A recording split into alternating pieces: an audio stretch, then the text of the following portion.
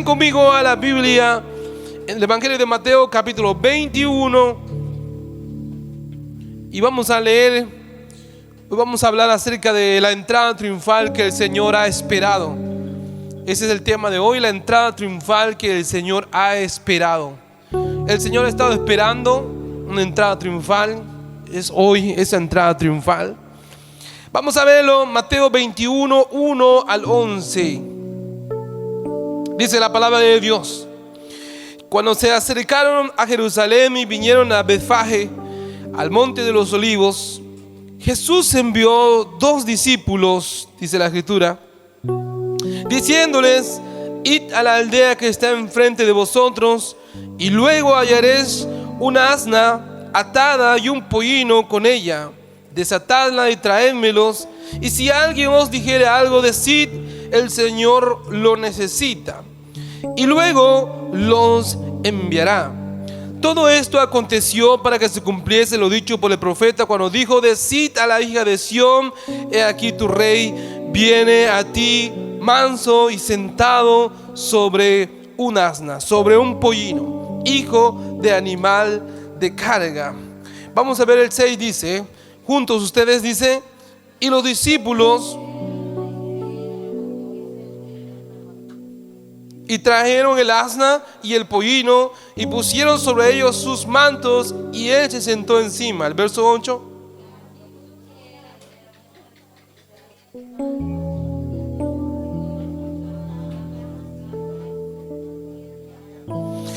Y la gente que iba delante y los que iban detrás aclamaban diciendo, como dice: Hosana al Hijo de David, bendito el que viene en el nombre del Señor, Hosana en las alturas. Verso 10, ustedes.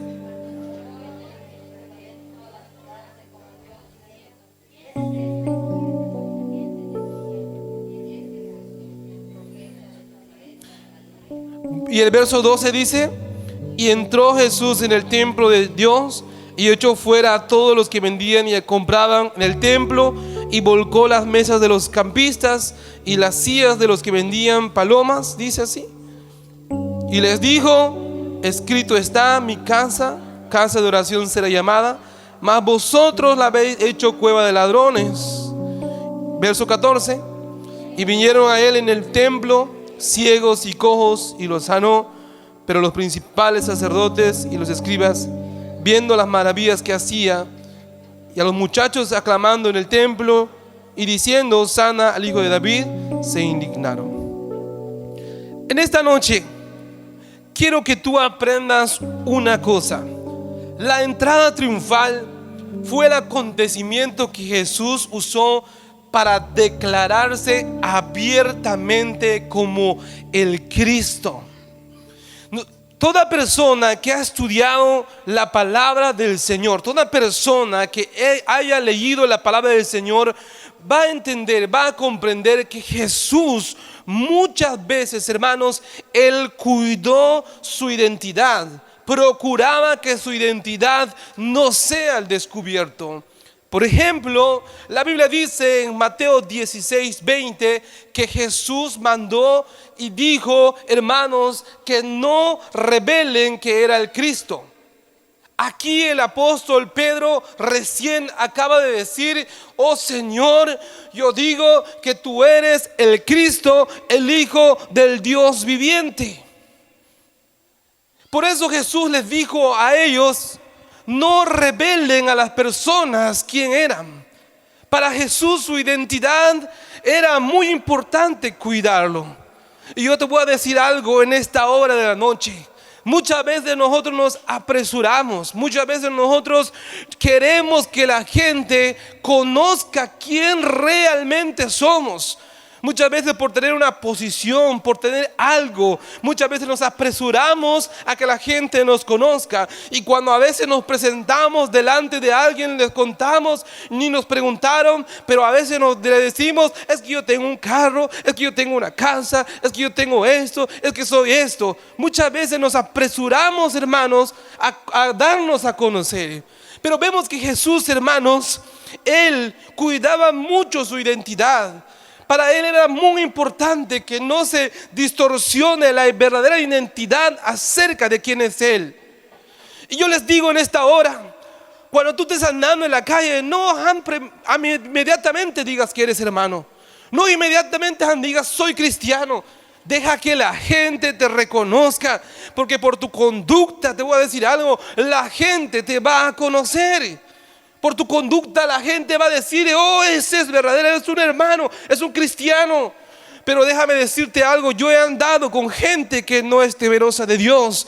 Y la gente que no es temerosa de Dios delante de ti no te dice nada. Pero cuando estás detrás de él y así dice que es hermano, yo lo he oído. Apresuremos a demostrar nuestra identidad, porque nuestra identidad tiene mucho que ver, tiene mucho impacto, hermanos, la cristiandad en el mundo.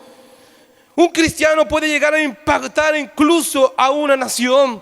El Señor dijo que una luz no se puede poner debajo de un almud. Si una ciudad está asentada y hay luz, no se puede esconder. El creyente, hermano, puede llegar a impactar la vida de muchas personas. La Biblia dice en Marcos 1:34, en Lucas 4:41 dice la Escritura que los demonios testificaban de quién era Jesús. Pero Jesús, hermanos, no estaba de acuerdo que dieran testimonios acerca de su identidad. El demonio decía, he allí el Hijo del bendito. He allí, decía aquel demonio, el Cristo. Y él les decía inmediatamente, calla. ¿Y saben por qué Jesús, hermanos, no permitía que los demonios testifiquen acerca de él? No es que no estén diciendo la verdad, sino que en verdad esto se podría malinterpretar. Como en el caso de Mateo 9:34, cuando los fariseos dijeron, este hombre no echa a los demonios, sino por el espíritu de Beelzebú. Por eso Jesús no permitía que los espíritus digan, he ahí el Hijo del Altísimo, he ahí el Santo de Dios. No permitía Jesús, hermanos, que los demonios testificaran eso, porque se daba una mala interpretación. Y estoy seguro que eso que dijeron los fariseos es por causa de lo que oían que decían los demonios. Hermanos, y podemos observar que Jesús no es el único que cuidaba su identidad. La Biblia dice, hermanos, por ejemplo, en Lucas 3:2, que Dios llama a Juan el Bautista. Y cuando llama a Juan el Bautista, mis amados hermanos, dice la Biblia que él estaba en el desierto. Aún no se había dado a conocer, hermanos. No se había dado a conocer Juan el Bautista hasta que llegó el momento en que Dios lo habló. Y yo les voy a decir algo, usted tiene que aprender que todas las cosas, hermanos, tienen su tiempo. Todas las cosas tienen su tiempo. Tu ministerio se va a levantar debido a su tiempo, hermanos. Muchas veces nosotros nos desesperamos, muchas veces nos apresuramos, muchas veces nosotros, hermanos, nos preocupamos acerca de las cosas que queremos inmediatamente. Pero Eclesiastés dice, hermanos, que todo tiene su tiempo. Por eso la entrada triunfal, hermanos, fue el acontecimiento que Jesús usó para declararse abiertamente, porque no había llegado el momento. Incluso cuando su madre le dijo a Jesús, mira, no tienen vino, y Jesús le dijo, mujer, aún mi tiempo no ha llegado. Y te voy a decir algo, la Biblia dice en Romanos 8:19, incluso dice que la creación espera la manifestación de los hijos de Dios. Yo no sé qué estás esperando, yo no sé, hermanos, qué es lo que tú quieres. Cualquier cosa, hermanos, que tú estés esperando en Dios, yo te voy a decir algo, va a ser en el tiempo de Dios y no en tu tiempo. Si tú estás pidiendo por una sanidad, si tú estás pidiendo por un milagro, si tú estás pidiendo por dejar algún vicio, alguna cosa, alguna inmoralidad, déjame decirte algo, Dios va a obrar a su tiempo, porque Él te tiene que enseñar. Y podemos observar, hermanos, en la lectura que nosotros hicimos, en la entrada triunfal, hermanos, podemos aprender que Jesús, hermanos, entra a la ciudad montado en un pollino. Y déjenme decirles algo, Jesús estaba haciendo esto, hermanos, para demostrarle al pueblo de Jerusalén de forma deliberada, de forma intencional, que Él estaba cumpliendo la profecía de Zacarías 9:9, donde dice claramente: aquí viene tu rey montado en un pollino. Entonces Jesús estaba, hermanos, haciendo esto de forma deliberada para que la gente pueda darse cuenta: he allí, yo soy el Cristo.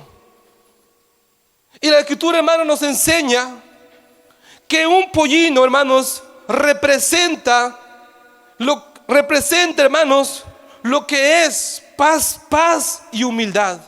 Un pollino, hermanos, en aquellas épocas representa eso, la paz, la humildad. Y podemos observar, hermanos, que Jesús, literalmente, mi amado hermano, Él podía, hermanos, encajar en este cuadro. Porque vemos a Jesús, hermanos, que no entra en un caballo. Hermanos, no se confunda. Jesús nunca entró montado en un caballo.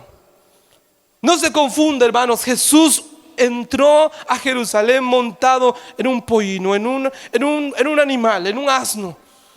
Entró montado el Señor.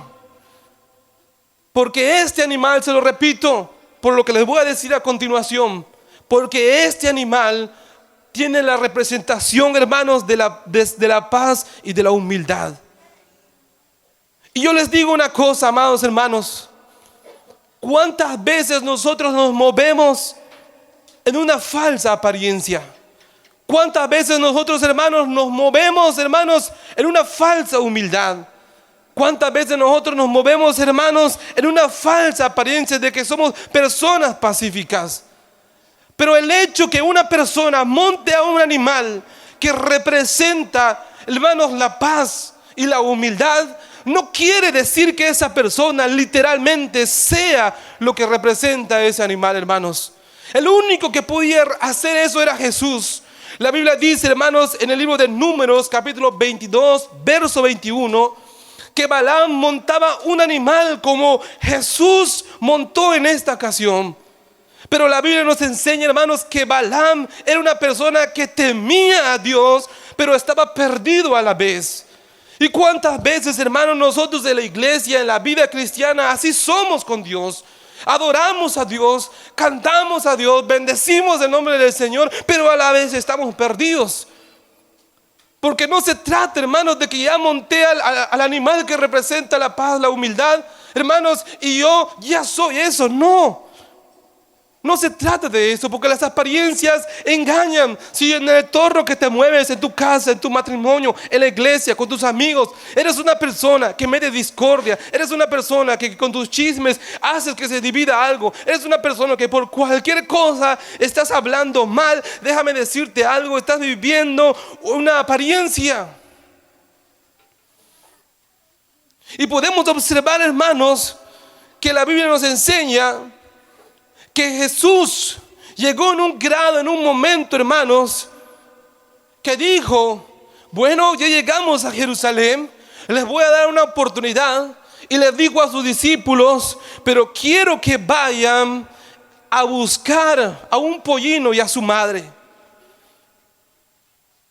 Así lo dice la Escritura, hermanos. Jesús montó una bestia, hermanos, que nunca había sido literalmente montado. Ese animal nunca había sido tocado ni para trabajo, nunca había sido tocado ni para que haga otras cosas. Ese animal, hermanos, estaba recién apartado para eso. Esto que te acabo de decir representa dos cosas. Nos representa muchas veces este animal, aunque suene un poco feo, nos representa muchas veces a nosotros como cristianos. Nosotros hemos sido apartados para Dios. Si estamos aquí, hermanos, es porque Dios nos tiene apartado para sus propósitos. Así como este animal, hermanos, que nunca había sido tocado. Así como este animal, hermanos, que jamás nadie lo había puesto a hacer otra cosa, sino que estaba a la espera en el momento en que Jesús se manifestara, y entonces iba a entrar en escena.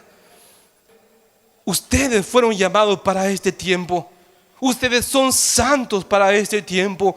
fueron apartados por Dios para esta hora, para este momento, para que salgamos y prediquemos la palabra de Dios, para que cada día, hermanos, nosotros nos conduzcamos en el camino de la santidad, como dice el profeta Isaías. Porque el profeta Isaías dice que en el camino de la santidad no caminará inmundo. En el camino de la santidad no caminarán los depravados, los ladrones, los mentirosos. Hermanos, necesitamos entender que así como este animal fue apartado, tú hoy eres dedicado para Dios y no te debes rebelar. Este animal, hermanos, también representa el dominio universal. Tú quizás alguna vez has visto en una película que hay un animal que nunca ha sido montado, lo primero que hace, hermanos, es relinchar. Muchas veces quiere botar al jinete, es querer hacer algo, no quiere que lo monten. Pero vemos que se aparece un Jesús, hermanos. Vemos que se aparece Jesús. ¿Y saben qué hace Jesús, hermanos? Monta a un animal salvaje. Monta a un animal. ¿Y saben qué pasa? Ese animal no se queja.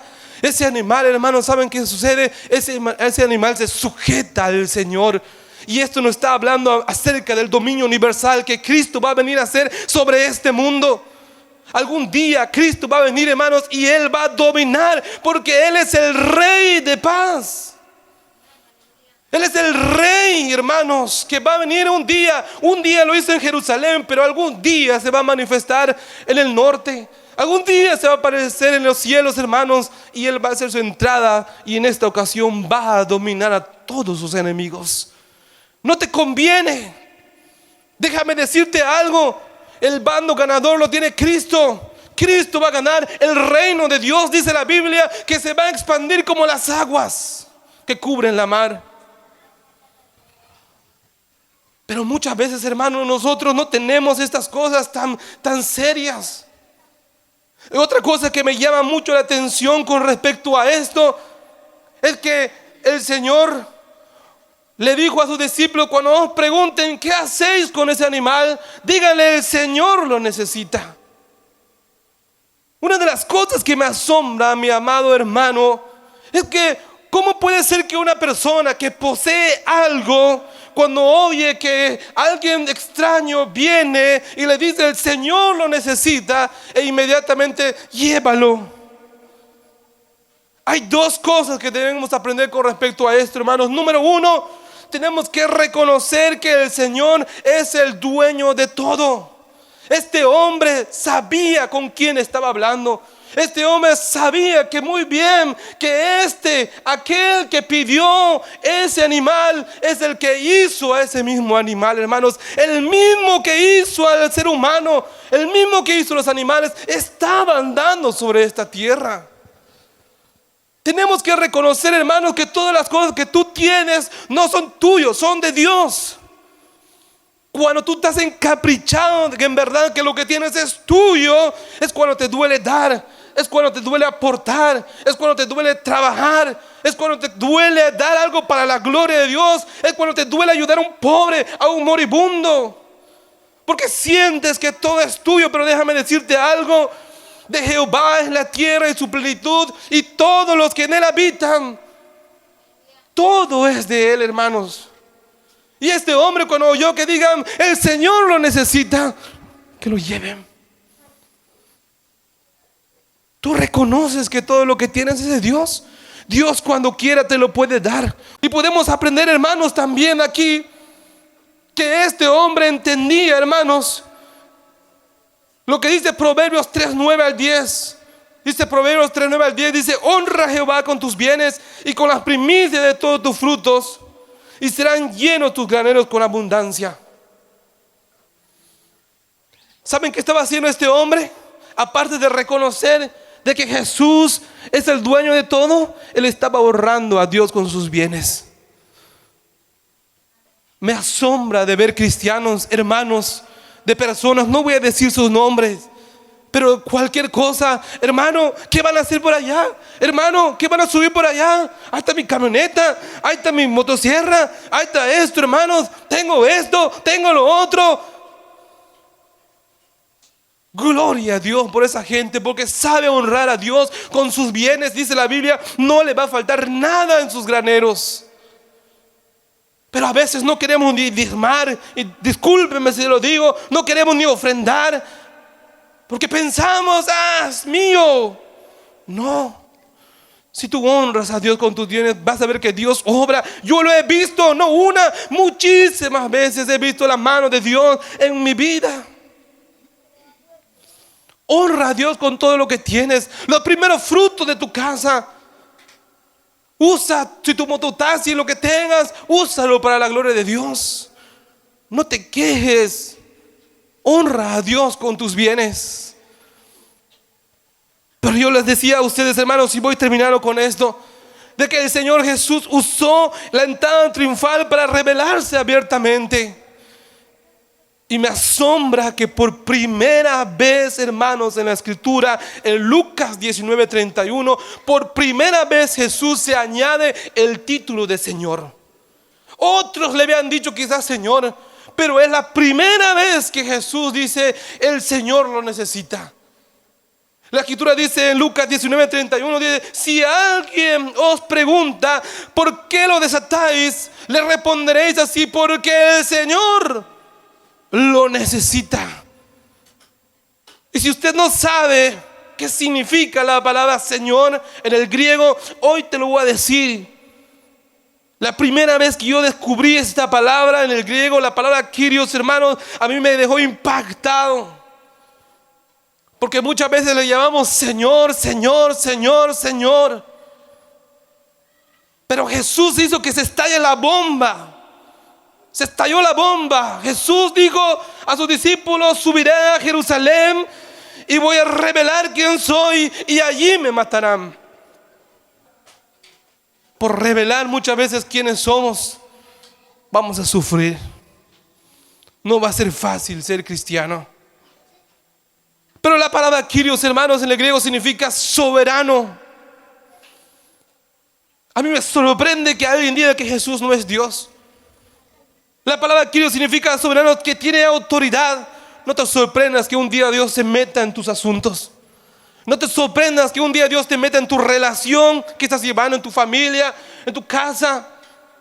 No te sorprendas, porque la Biblia dice que Él es soberano. La palabra del Señor es eso, soberano, tiene autoridad. No te sorprendas cuando Dios se interponga en tu vida y te diga, hoy te voy a dar una lección, o que te diga, hoy te voy a dar un amor, un abrazo. Y es que la palabra Kyrios también significa, hermanos, dueño. Es el significado de la palabra Kyrios. Colosenses, hermanos, dice claramente 1:16, porque en Él fueron creadas todas las cosas, las que hay en los cielos y las que hay en la tierra. Si tú existes, hermanos, gracias a Él.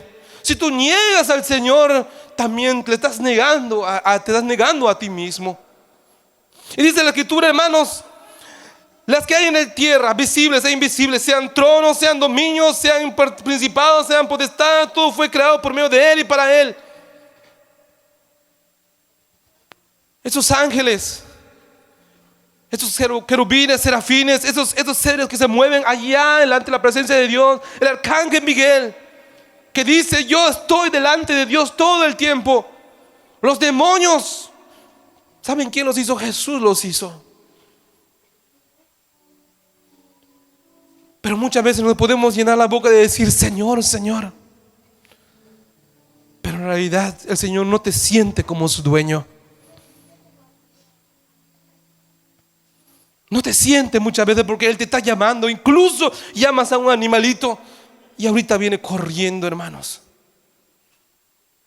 El animalito, ahorita le dices, ven por acá, y ahorita viene, le hace chuchu, por allá, y se va corriendo. Pero a nosotros Dios nos está llamando para salir y salvar las almas que están perdidas en el pecado. Dios nos está llamando para llevar a cabo su palabra, para vivir en santidad, en integridad. Y nosotros ni siquiera le hacemos caso y decimos, Señor. Y no está mal decir Señor. Pero una de las cosas que me impactó, y te lo digo, que la palabra Señor significa Dios. Eso es lo que me impactó mucho a mí. Cuando oigo que alguien dice, amado hermano, hermana, que Jesús no es Dios, la verdad me conmueve y me enoja a la vez. Porque la palabra Kyrios, hermanos, eso significa Dios. La Biblia dice, hermanos, en Isaías 9:6, porque un niño nos es nacido, hijo nos es dado, y el principado sobre su hombro, y se llamará su nombre admirable, consejero, Dios fuerte, Padre eterno, príncipe de paz. Nadie te va a lograr refutar eso, hermanos. Jamás nadie. Por eso Jesús aprovechó detalladamente, todo sabía que iba a acontecer en ese momento, iba a declarar quién realmente era. Pero en esta hora quiero decirte algo. Si ustedes observaban la lectura, Jesús, ¿saben dónde empezó su recorrido? Jesús empezó su recorrido, mis amados hermanos, ¿saben dónde? En la entrada de Jerusalén. ¿Y saben por qué Él se reveló que Él es el Cristo y que Él es el Señor? ¿Saben por qué lo hizo? Le estaba dando una oportunidad a Jerusalén. Y Jesús empezó su recorrido desde la entrada, pero me sorprende, alabo a Dios por esto, me sorprende, hermanos, que desde la entrada va entrando, y ¿saben dónde termina su recorrido? En el templo. Y allí había gente que en verdad no comprendía que el Señor estaba en ese lugar. Yo no sé si en esta hora tú entiendes que Dios está en este lugar, pero había gente en aquel entonces que no entendía que Jesús estaba allí. No le importaba si está predicando el hermano, no le importaba lo que se hable, no le interesa. Pero voy a decir una cosa. Pero Jesús entró y la gente empezó a hablar. Y dijo: escrito está, mi casa, casa de oración será, pero vosotros la habéis hecho cueva de ladrones. Yo les voy a decir algo. Yo no sé cómo esté tu templo, porque tú eres un templo. No sé si no lo sabías, pero tú eres un templo. Y Jesús en esta noche ya empezó a hacer un recorrido y quiere acabar allí. Y Él quiere sacar, hermanos, todas aquellas cosas en verdad, como hizo quizás un látigo. No sé si te va a doler, no sé si lo que el Señor va a hacer te va a doler, porque yo he visto que Dios, cuando me ha corregido, me ha dolido demasiado. Y hasta el día de hoy sufro por la corrección de Dios, pero amo esa corrección. Y el Señor ya empezó el recorrido y quiere acabar dentro del templo, porque la palabra dice, hermanos, que vosotros sois el templo del Espíritu Santo. Pero hay algo impactante que me conmueve y que me llena así, no sé, fuertemente, que después que Él dijo: mi casa, casa de oración será. No conviertas el templo de Dios en otra cosa, hermanos, sino un lugar de adoración. No conviertas tu casa en casa de pecado. No sigas perdiendo más tu tiempo. Dios te está llamando para salir. El tiempo es ahora. Pero lo que me impactó más, hermanos, ¿saben qué? Vinieron cojos, vinieron ciegos, sordos, enfermos, y el Señor los sanó. Y esta es la palabra que te tengo hoy de parte de Dios. Dios quiere llegar en tu templo y quiere quitarte de la ceguera espiritual. Quiere sanar tu sordera, quiere sanar tu enfermedad hoy, en esta noche. Jesús dijo: para el que cree, todo le es posible. Yo no sé cuántos en verdad quieren que el Señor hoy acabe ese recorrido dentro de ese templo. No sé en qué se ha convertido, pero el Señor quiere venir a renovar todo en esta hora. Yo quiero que te pongas de pie en esta hora, porque el Señor está en este lugar. Yo lo sé. Yo no me voy a ir, hermano. Yo voy a orar. Y si la persona que no quiso pasar no va a pasar, o si no estoy invitando que pase, la persona que se quiere humillar se te va a humillar en esta noche. Porque a mí, hermanos, en lo particular, yo no conozco tu vida. Pero en esta hora quiero que cierres tus ojos.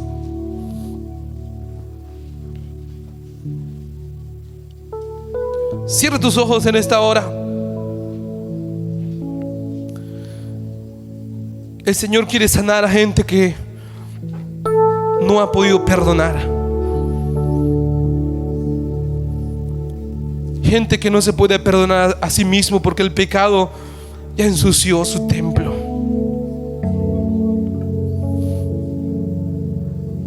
El Señor ya empezó el recorrido. Ahora. Él está aquí. Hosanna.